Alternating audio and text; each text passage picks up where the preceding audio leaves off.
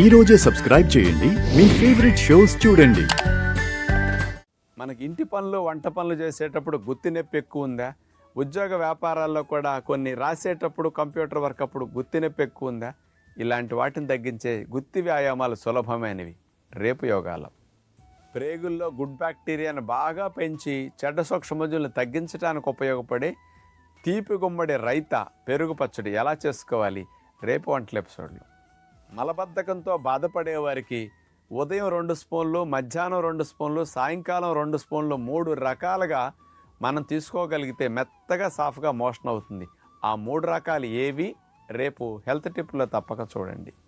కొద్దిగా తిన్నా కొంతమంది ఎక్కువ లావు ఎందుకు అవుతున్నారు, కొంతమంది ఎక్కువ తిన్నా సన్నగా గట్టిగా ఎందుకుంటున్నారు, ప్రేగుల వాతావరణం ఈ లావును పెంచడం తగ్గించడంలో ఎలా కారణమవుతున్నది, గుడ్ బ్యాక్టీరియా బ్యాడ్ బ్యాక్టీరియాలు చేసే రహస్యాలన్నీ కూడా రేపు స్పెషల్ ఎపిసోడ్లో మీ అందరి కొరకు.